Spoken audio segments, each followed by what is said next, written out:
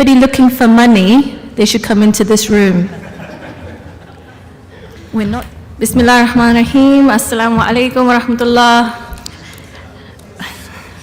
My name is Aisha. I am the chair and founder of Always Network. I too am a funder. I am the small grants lead at Clothworkers Foundation.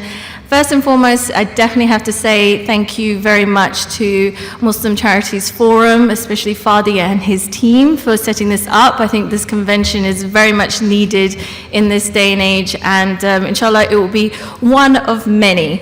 I started Always Network about 2017 now. We support grassroots charities that are looking for funding. Funding is a big issue. This has been a sellout session, so no wonder why. And we are here to support charities on how they can write effective bid applications. We can signpost you to funders, mainstream funders, and any other charity needs that you have as well. So I'm very proud to present AWN, as we call it, and we're happy to be one of the partners for this convention today. First up, talking about securing funding from trusts and foundations is our first speaker, Hanan Ali. He is a funding manager at City Bridge Foundation and the Bridge House Estates. It's governed by the City of London Corporation. He has worked on a range of grant-making programs and experienced in community development. Hanan is also, I'm very happy to say, a trustee at Always Network as well, and he is an active local community volunteer. Welcome, Hanan. Thank you very much, Aisha. Assalamu alaikum, everyone. Rabbi shrah li sadri wa yassir li amri wahlul 'uqdatam min lisani yafqahu qawli. Right, so first of all, again, echoing thanks to Fadi and Muslim Charities Forum for inviting me to this panel. As Aisha said, my name is Hanan. I'm a funding manager at City Bridge Trust. I'm a funding manager at City Bridge Foundation. I promise if I get that wrong one more time, my comms team is going to disown me. We recently changed our name from City Bridge Trust to Foundation. So I get the fun job, yet difficult job of spending the money from the trust. Today I'll talk a little bit about how grant makers work, what to expect if you apply to us. But before I do, I want to set the scene a little. I know there was a comment that was made earlier around, balancing professionalism and passion. And I think what we need to do is we need to remember and recognize that people are not grant applications. Grant applications are people. And we seem to have forgotten that we need to humanize the entire process.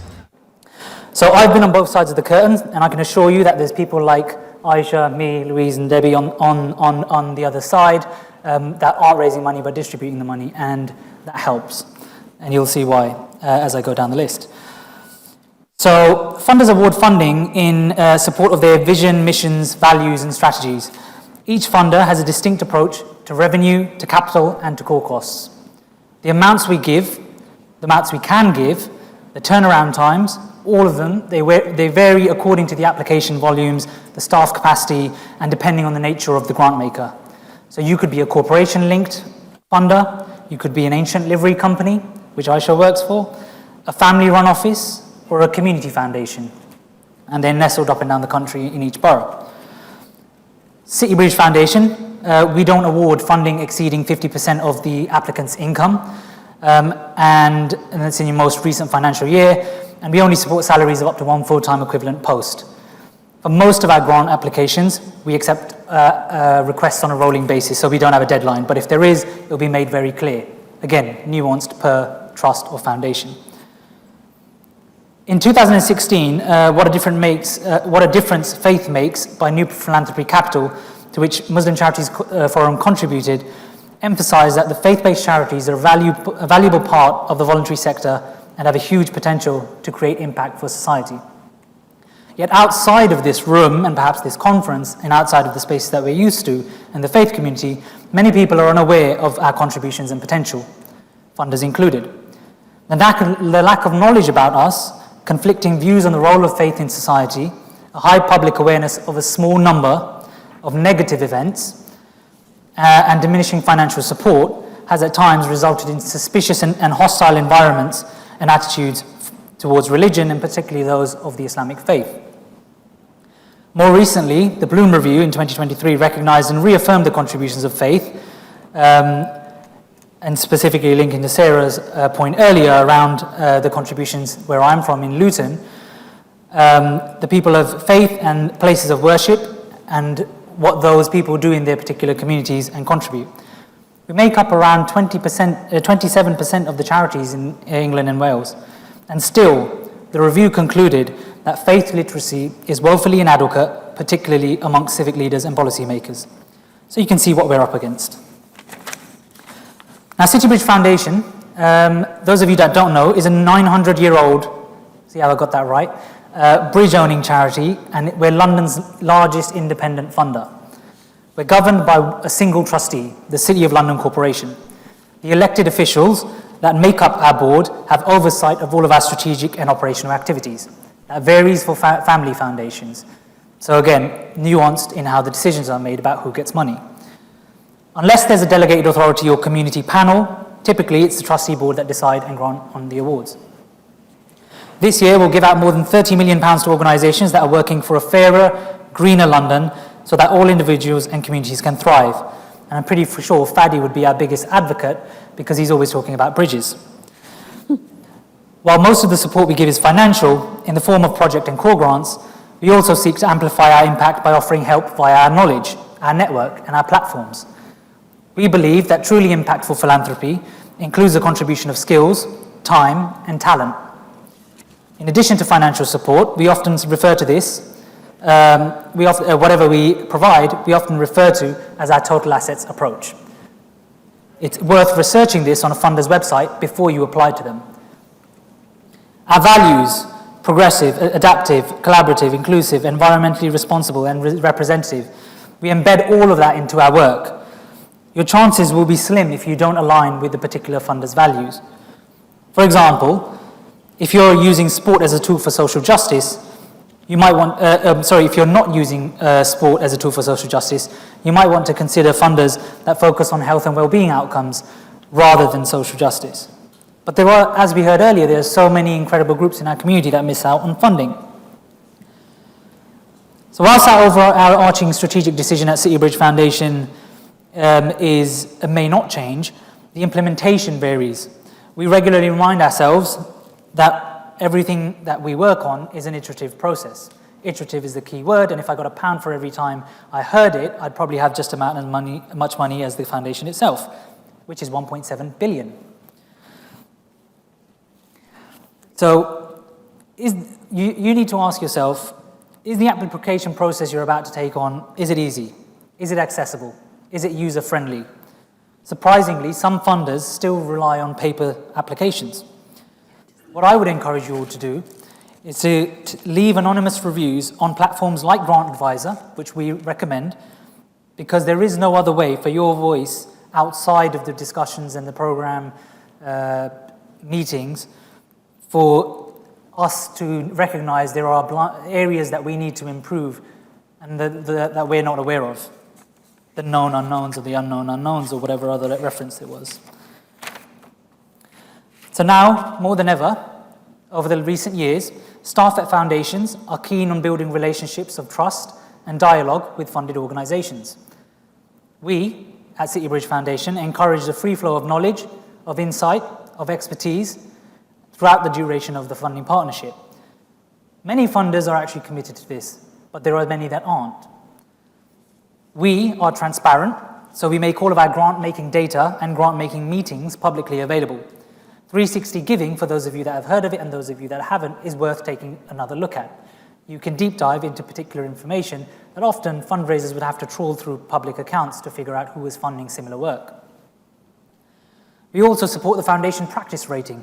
This has come about, it's in its third year now, a project that's supported by like-minded foundations, those that want to improve diversity, accountability, and transparency across the sector.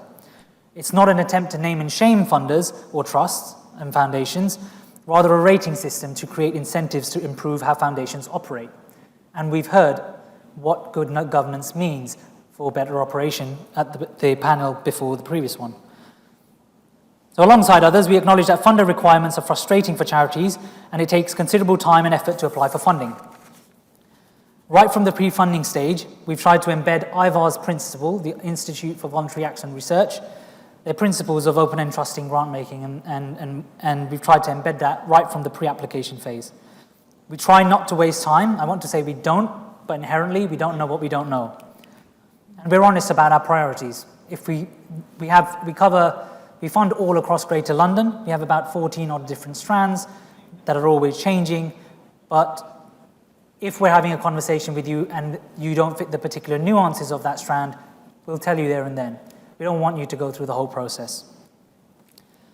Although we don't offer pre-application support, all of the information that I'm talking to today, we use internally, is all available and is accessible on our website, including our monitoring report templates, which is often not the case. Some funders are not even clear about what they can and can't fund. We've listed it out. It takes up a whole page on our website. If this is an issue for you, tell them, email them. We also cover associated project costs necessary to deliver works and encourage you to, during the assessment visit, to adjust the budget if needed. To reference the cost of upskilling your leaders, one of the other panelists, who I can't remember, recommended investing in your staff. Often, Muslim charities miss this out. It's not included in your budget, but there are funders out there, like us, that want you to put those in. I mentioned earlier we can only fund up to 1 full-time equivalent, and after the revision I'm making is telling people they've come in for 3 full-time equivalent posts, even though it says on our website you can't. I'm often revising those 2 posts down, but then I'm suggesting to them, make sure you include all of your associated costs, volunteer travel, all of the things that you may miss. As part of our end-to-end review, we'll be looking at every aspect of the applicant journey to improve and streamline everything. And this will be taking place over the next, I don't know when, year or 2. That's a question above my pay grade. Funders are also challenging common assumptions and definitions of risk. We heard about debanking earlier. And the engagement that is required from Muslim charities such as yourself is lacking. If you ask me how many panels I've been on where I've seen Muslim charities openly talk about financial risk and challenge funders on that, I could probably count them on one hand. We at City Bridge Foundation carefully interrogate financial risk. We do have a separate team that does it, but others may not. Again, it's a capacity restraint. You can find this out by looking at the About Us section on the website. When considering who you apply to, ask yourself, how important is it to you that the funder is transparent, seeks to challenge current narratives around risk, and is improving those power dynamics such as these in the sector? Are the questions they're even asking relevant? If we ask for a monitoring framework, it's because we'll be using that to measure your progress in the subsequent interim years. We fund up to 5 years. It doesn't just sit there on our cloud somewhere. Some funders are keen to understand how you're amplifying the voices of your people, how you're looking at advocating for broader systemic change. If you're stretched during your day job, you probably don't have the time to think about systemic change, but you could do things like it was mentioned earlier, at reconsidering what your board looks like, or your senior management team, or your volunteer bank. All of this will help you to get through the door. I'm pleased to see that over the years, the gap between those that fund and those that require funding is becoming less of a gap. Funders have finally come to understand that they're the ones that are providing a service to the organizations, to those that are their funding and also those that are seeking funding. And within that context, it's essential for us to acknowledge our power and privilege. We've taken steps to ensure that our approach is equitable, and the voices of Londoners and London's communities are central to all of our efforts by inviting people in to have, as equity partners, to feed into our work and design the programs. Certain funders will expect you, at the very least, to demonstrate that in your application. And I've seen people get rejected because of that. So to conclude the Whistle Stop tour, remember, you have to, an extent, understand the funder's mission, vision, values, and strategy. This can take a couple of minutes by looking at their website. Explore the details of the particular program you're interested in. Otherwise, you will come in for 3 full-time equivalent posts when we can only fund 1. You should also consider how the funder itself can leverage its network and benefit your cause. We have an endowment of 1.7 billion. We have a network of City of London Corporation staff. They have volunteering days, which you can tap into. And then you should also think about how you can utilize the funding to secure additional support. The more you investigate a funder's approach to you and your community, the more chances of success you'll have. I started off by personifying the discussion and by stating that people are not grant applications and grant applications are people. So to bring it full circle, I want to implore you to please pay attention, most importantly, to how the whole process feels. If it rattles like a rickety rickshaw, creaks like a rickety rickshaw, and sways like a rickety rickshaw, it's probably a rickshaw in need of some repairs. Thank you very much.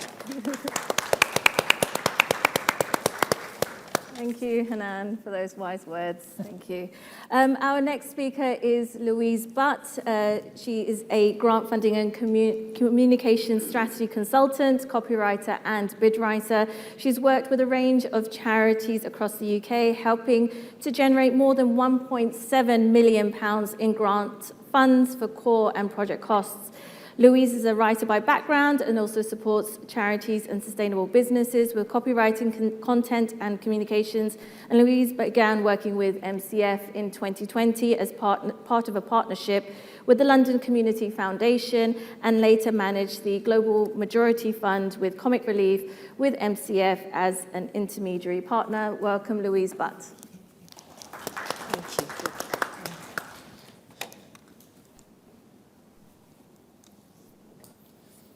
That's Hanan's logo, so just for those of you, sorry, that should have been on the screen, so just have a look for this. Right, just gonna bear with me. Right, so thank you everybody for joining us today. I'm going to be running you through crafting a winning application. So we're going to do a quick whiz through how some of the key points that you need to remember when you are writing an application for grant funding.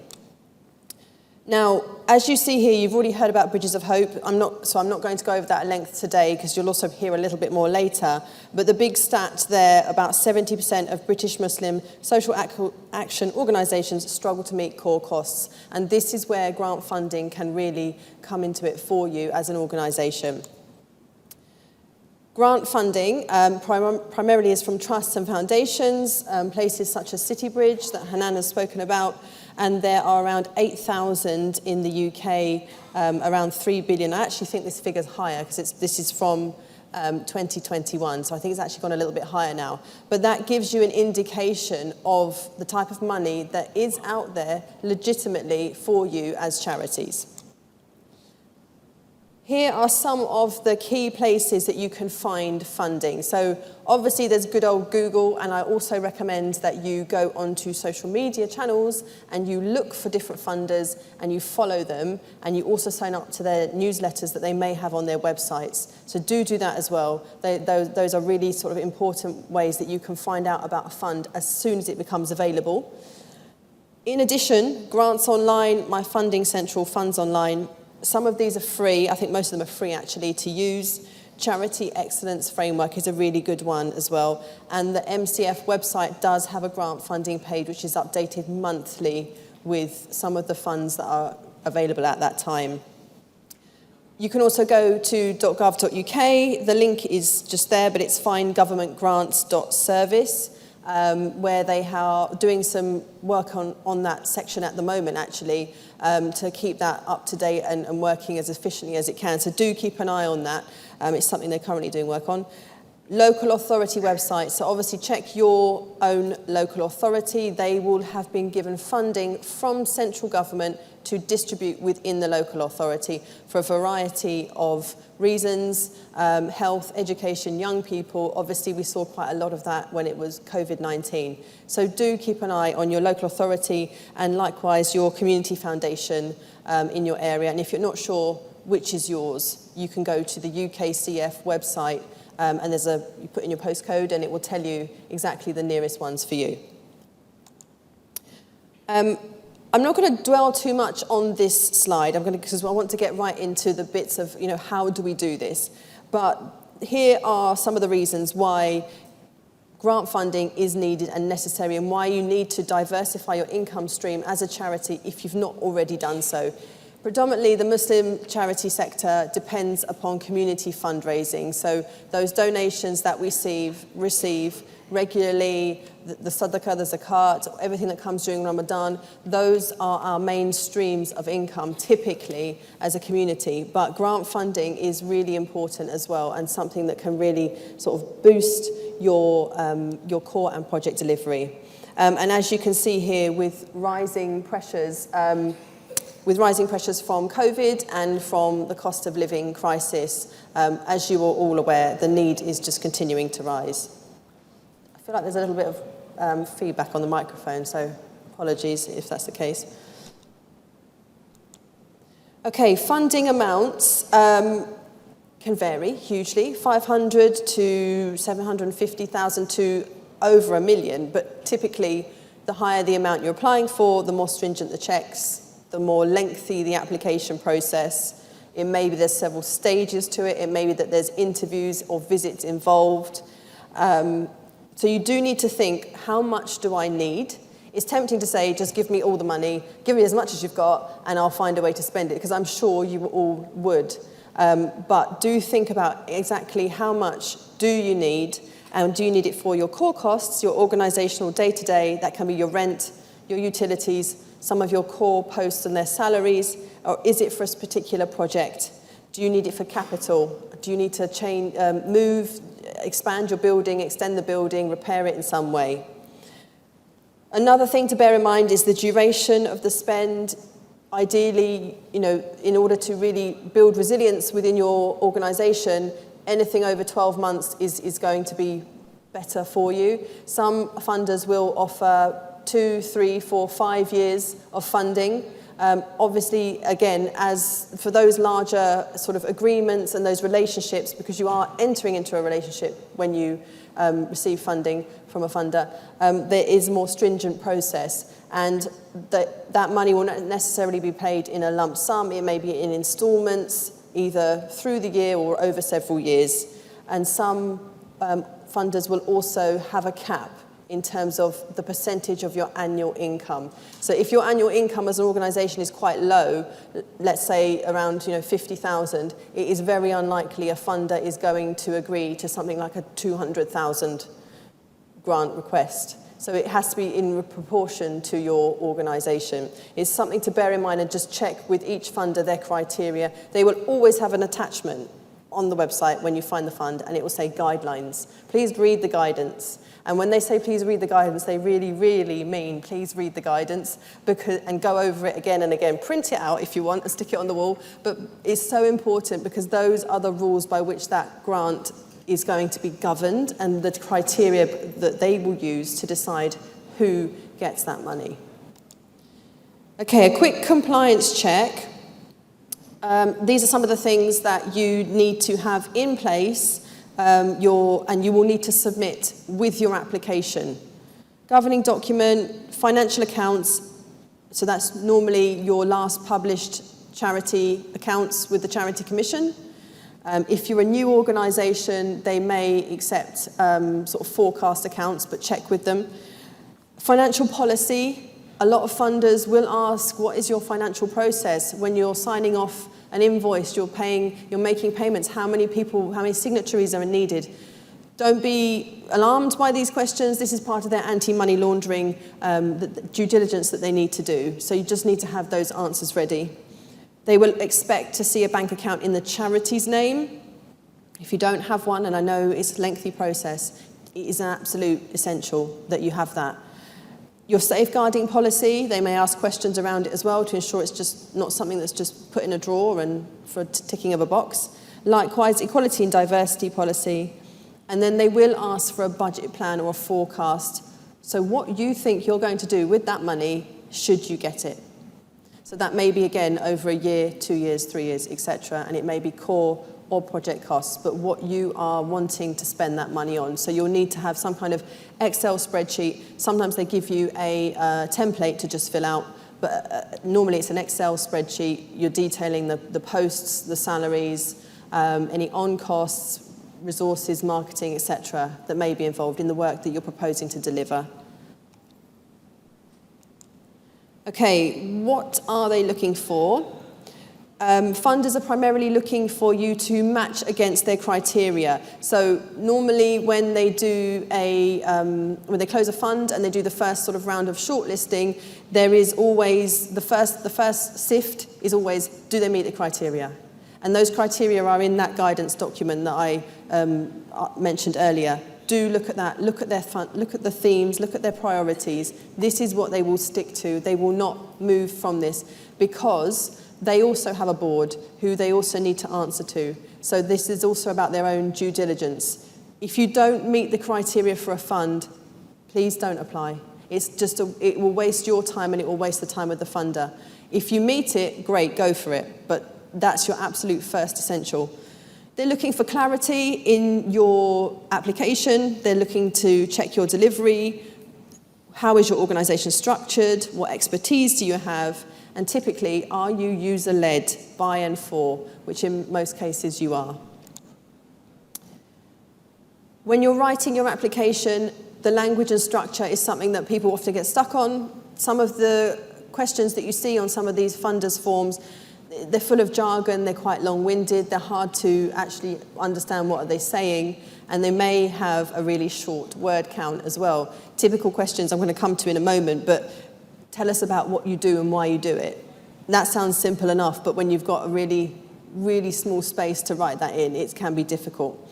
Use clear language and avoid jargon. So if you use certain acronyms, I can never quite say it, ironically, because you work in the youth sector, for instance, and for those who work in the youth sector, those letters make sense. Don't use them, use the full term as you would. Don't assume that your funder knows about the work that you do. What you want to do is assume that they know nothing and that you are actually going to tell them from scratch, blank canvas, this is who we are, this is why we're needed, and this is how we meet that need.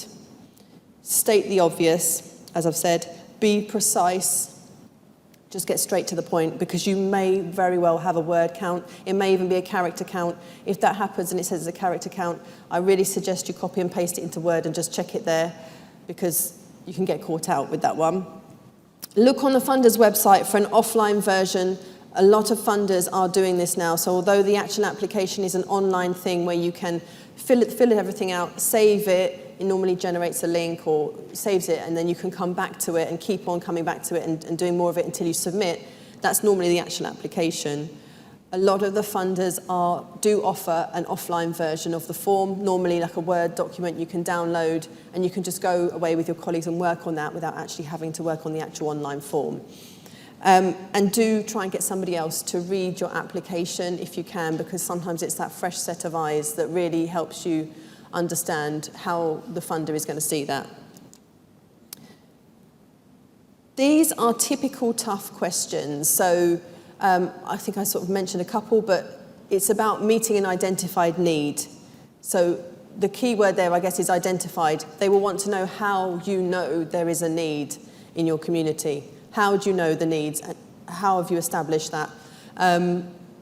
How do you use that information that you've gathered? Maybe it's anecdotal, maybe it's data. How do you use it to shape your work? How can you demonstrate you've got the knowledge and expertise to meet the needs of the people? So talk about your experience. Talk about the experience of your board, your staff, the other things that you've done. What long-term impact are you working towards? So think in terms of social mobility. Think in terms of all the factors that come into play and that are actually a struggle in people's lives. How are you going to make a difference long-term? What is sustainable about what you do, or how is it contributing in a sustainable way? And how will you track the progress of the work that you do, which then feeds back into that first question about needs. I just put this slide in quickly because from the organisations that I work with, especially the smaller ones, this is sometimes a problem whereby they're doing absolutely amazing work. They're doing it in the community. It's grassroots. There's an absolute clear need, and they really are meeting that in a way that other people aren't. But when we look online, it is very, very hard to see the evidence of that, or they have a poor, either no website or quite a poor website that doesn't reflect actually the expertise, and it makes them look potentially unprofessional in a way when that is not the case. So these things here, the website, social media, the wording on your website, whether you're using any like Just Giving pages, think about all of these. Think about your online presence and how you show up. How can people contact you? Are your charity registration details on your website? Is your number on there? Because it should be. I know resources can be low in terms of putting towards this work. So there are a number of free ones, which I've just referenced there in the boxes as well. So if you have volunteers or staff, anyone with digital skills, make this a priority. It really makes a big difference. And then that is where you're going to share photographs, case studies of your work, etc. Because funders will look at this. They will Google you. Quick bit about how do you know you're making a difference. So this is something that comes up a lot. So in terms of monitoring, sometimes we see that organisations, they are so busy doing the work every day that in terms of recording that work, it sometimes doesn't happen.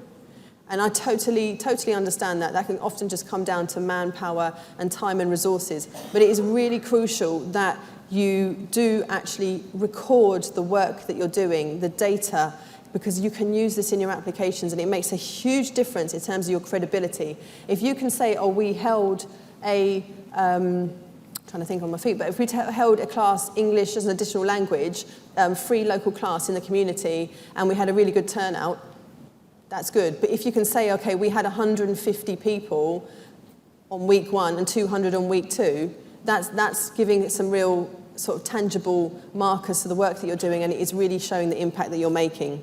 So gather evidence wherever you can, use it to inform your work, and if you're using case studies, do so sensitively and always with the person's consent. Change their name, ask them if they are happy with their photograph or not. You can always replace it with something else, but treat them sensitively. But that's where the human element comes in.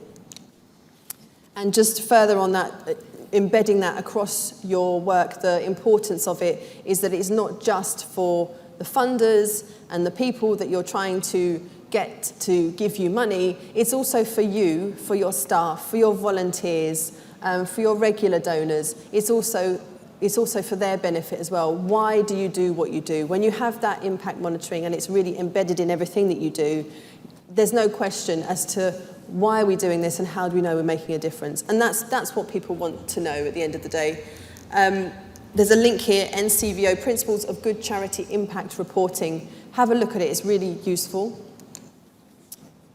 The top 4 reasons why applications fail: lack of infrastructure governance. So, for instance, only having 2 trustees registered with the Charity Commission and not 3. 3 is generally the minimum that each funder will ask for. They will say minimum of 3 trustees, unrelated, registered with the Charity Commission.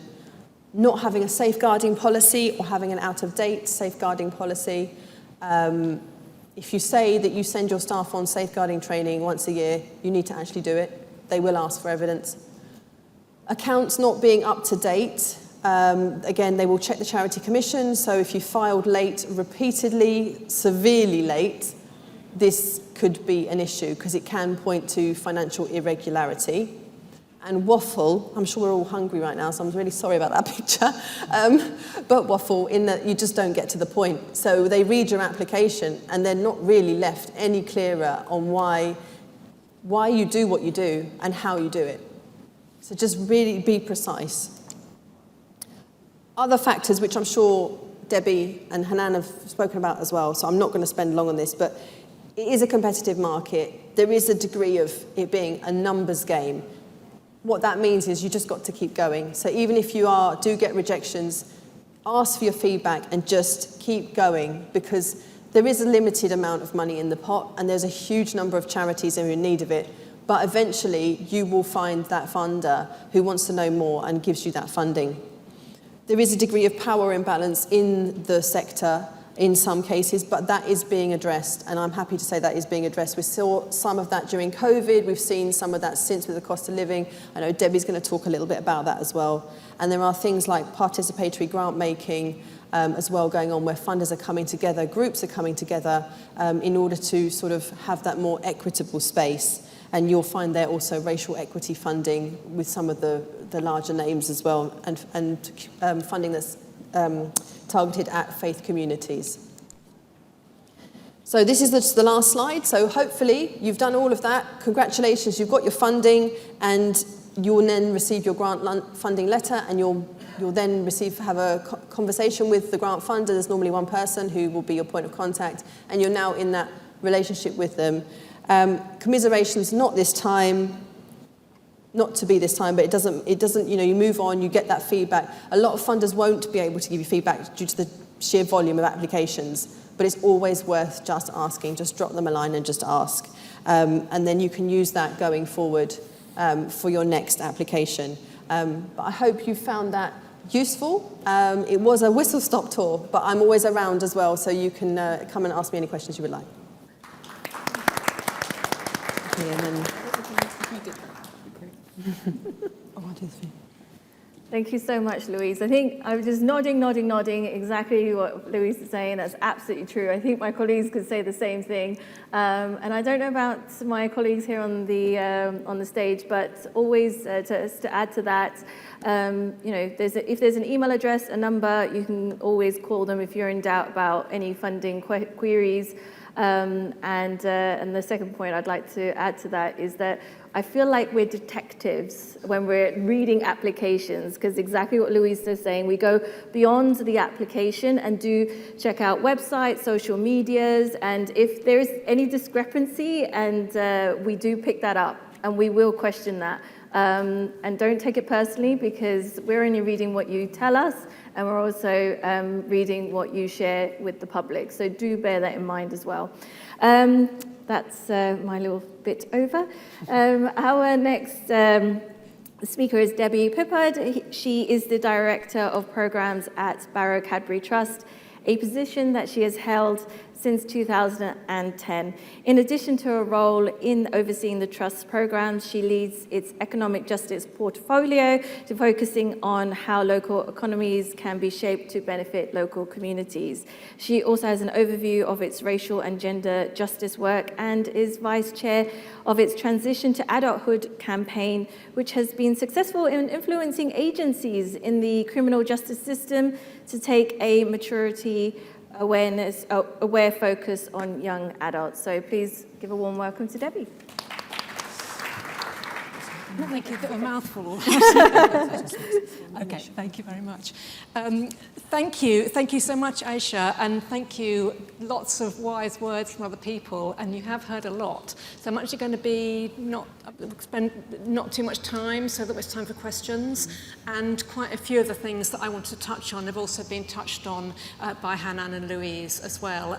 I will repeat some things, and it's because we're all saying the same things because they're really important and people don't do them. So forgive us if there's a bit of repetition, because we just really want to kind of, if you take away one thing, it's read the guidance. I'm going to talk a little bit about my own foundation, just if you're thinking about coming to us, a little bit about what I'm seeing in the foundation world. I'm quite connected with different networks and things, so a bit of a kind of sort of temperature take on what I think is happening in the foundation world, and then I'll talk a bit about my take on relationships.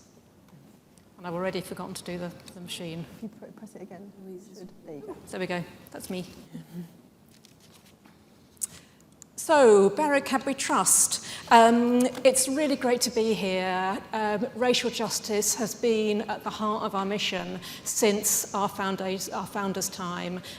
Geraldine and Barrow Cadbury set up the foundation just over 100 years ago. Obviously, from the name, if you eat chocolate, you'll know there's a link to chocolate. They were Quakers, and they believed in using their wealth for good.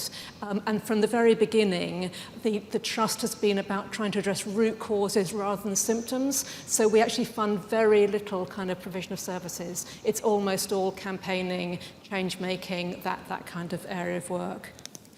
We've got about 100 million in endowment, and I've forgotten what City Bridge Foundation's endowment, it was like 1.7 billion or something. So like we're really tiny compared to them. But we try and use all our assets. So that's our staff, our money, I know you were talking about investments earlier on, our brand, to try and influence things. We've got 3 programs that are funded from our endowment and then one that's externally funded.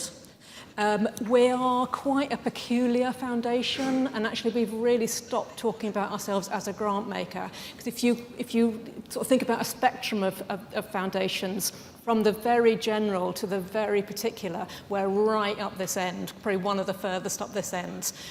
So our funding programs are very particular, and we consider ourselves to be more of a change maker than a grant maker.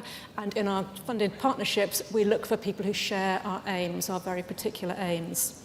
Aisha managed to get her mouth around our, I can't even know, Transition to Adulthood Alliance, which is the larger part of our criminal justice system, aiming to change how the system treats young adults.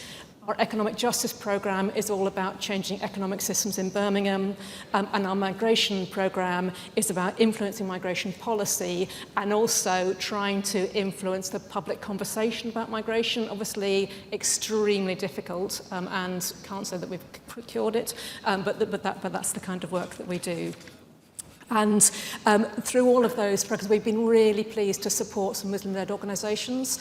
We're a great fan of the MuslimCharitiesForum and have supported them. We've done work particularly about the experience of Muslim young people in the criminal justice system, and also done some work around economic justice, trying to we work with Coventry University on some advice giving, on an app for advice giving. So that's us. In the foundation sector, what I'm seeing is much more intention to listen to applicants and grant holders. I think the Foundation Centre got an enormous shock through COVID and through Black Lives Matter, and it made a lot of people think very seriously about their practices, about the people they employed, about how they dealt with their funding partners, and really how they work and the culture of how they work. So I think there's a much more kind of not among all funders, I mean, I've tried to paint a slightly rosy picture, but among many funders, there's much more a culture of kind of self-reflection. They're helped by also a growth of things that help funders reflect. So, Hanan, you were talking about the foundation practice rating. So we're kind of marked on that, and we look at how we can improve. And then I was very proud to be part of the group that developed an audit tool for the Funders for Race Equality Alliance, which help organisations know how much funding is going to black and minoritized ethnic led organisations, and that has had a real impact on practice. There's an increasing interest in lived experience, as Louisa said, and a growing number of funders using some power sharing models such as participative grant making, and we can come on to that if that's of interest. There's more acknowledgement of historic inequalities and patterns of funding and how money has tended to aggregate to some organisations and less to others. There's increasing diversity within foundations. I used to go to the Association of Charitable Foundations meeting, and there was like 2 people, two non-white faces in the audience. It's now much more mixed, although there's still a way to go. There's more collaboration between funders, trying to learn from each other and work together. But it's fair to say that there's slow progress aggregated up. Some funders have made really big changes, but there's slow progress. And I think it's really hard to see from the point of view of one organisation what's happening in the whole sector.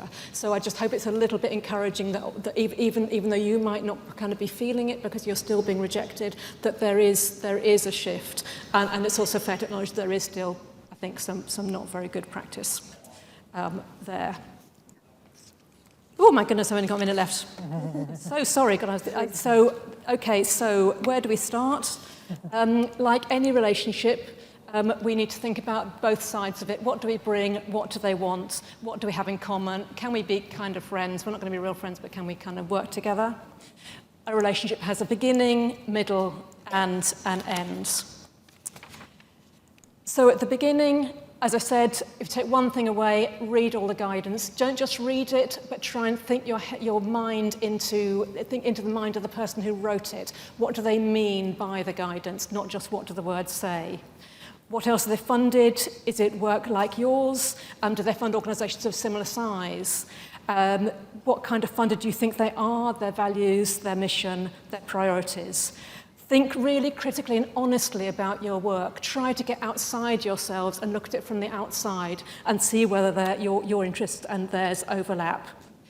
Don't be afraid to contact them in advance at any point in the process. They are there, they are paid to support you, that's the job. And if you're repeatedly unsuccessful, it can be really crushing. We know it can be crushing. I've been a fundraiser myself. It's crushing when you depend on a grant and you don't get it. Try not to dwell on the crush. Everybody gets disappointment. Think about some of those things that Louise talked about. Think about your organisation. Often it's because of weaknesses in the organisation, not weaknesses in the bid, that let you down. In the middle, read the offer letter carefully, send it back promptly, read it really carefully. It will have things that you have to comply with legally, and also things that the funder expects. So read it carefully. If you don't understand it, ask them about it. Make sure, I've particularly talked about reporting the grant in your annual accounts. Again, ask them if that's not clear, ask. We're really particular about it, and we do hold people to account on it. Pretty obvious, complete your progress reports on time. Be honest, don't just say what they want you to hear, they will see through that. If things have gone a bit awry, talk about it, say what you've learned. And if you need to change things as you're going along, talk to them first. It makes funders anxious if they hear after the event that you've changed something and you might be doing something which is outside the guidance and therefore potentially illegal. And try to trust your funder. It can be really difficult, but try to treat them as a kind of trusted colleague. They'll be happy, most of them, especially the bigger funders, if you want advice from them. And you want to talk to them about things, mostly they'll be open to that. Not the tiny ones because they're a bit pressed for time, but the bigger ones will. Then as you come to the end of your grant, everybody wants for a long-term dependable relationship with their funders. It's the dream ticket. It's really rare. So if it doesn't happen for you, it's probably nothing to do with you. It's probably to do with the grant maker. But think about their approach to continuation grants. Some really like it, some really encourage it. Some, like you end that grant, you start again from the beginning. So try to understand that and frame your ask in reaction. If you can reapply, do so well in advance. Think about the timescales. Give yourself plenty of time. Try to diversify your funding and not become dependent on one or two friendly funders. At some point, that relationship will end and you'll need to have others in your back pocket. And then my final point is equally as important as read the guidance. It's that often funding and funding relationships fail not because of delivery, but because of organisational strength. And I think we've all said that. And I think I've already said it once. But don't spend all your time on delivery. Spend time looking after your organisation as well. And it will stand you in good stead. Thank you. Thank you. Sorry. 10 minutes goes quickly. Yeah.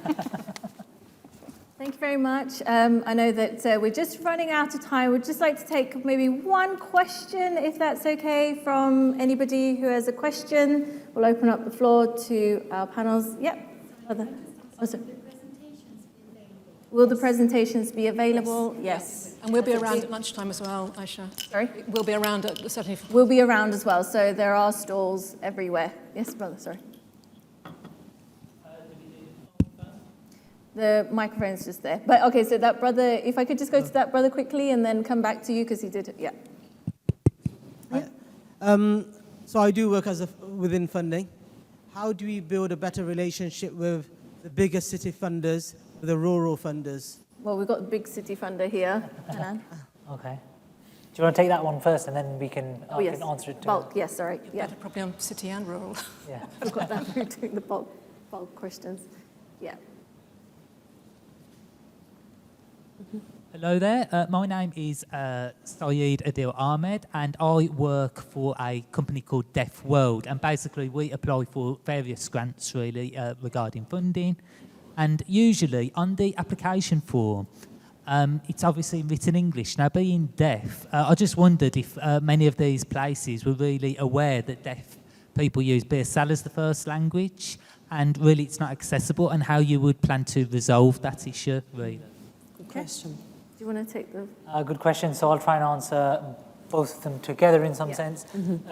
Funders that have the capacity, like us, the big city funders, and those that have big endowments, and those that have staff, are always engaging in other funder networks. So the best way to connect up the dot, in my opinion, or join up the two, rural funders and city funders, is those sorts of spaces where funders can go and have honest conversations about what we're doing, what's going wrong, what can we do better, and then discuss amongst themselves. And that then, it's like planting the seed for future things. Before City Bridge Foundation, I was at Bedfordshire and Luton Community Foundation. Whilst I was there, the CEO at the time, Fawzia Irfan, who's now at Children in Need, started something called, with a bunch of other funders, and I know Debbie Barrow Kadri were also involved. There was the DEI Coalition, and that was pre-COVID, pre-George Floyd, before the Racial Justice Fund started cropping up everywhere, before anyone really had a handle on it, especially funders. But it was a safe space for funders to come together and talk about those particular issues. So things like that are a great way of finding out where the gaps are and merging up. And then in terms of accessibility, same thing. There are spaces where funders can share practices, and there are some that are doing accessibility really well, that really have a handle when it comes to inclusion, diversity and equity. There are others that don't, but I found from some of the conversations, again, from personal conversations that I've had with some funders, some funders don't know where to start. But where you could get the charities involved, it's to raise it to them and say, actually, you know what, hey, did you know that this is wrong? Or did you know that this is what you need to consider for someone like us? And it sort of goes back to diversity at the table. What the point that was mentioned at one of the earlier panels was, if there isn't diversity of thought around the table, chances are you will have gaps in your thinking, gaps in your strategy, gaps in your processes, and the only way to address it is to have that diversity of thought around the table. So I hope that sort of answers some of what you were asking about accessibility. There are funders, some of them that are doing it really well, and some of them that aren't, but again, it comes down to learning and sharing that practice. I think, Debbie, if you wanted to just... No.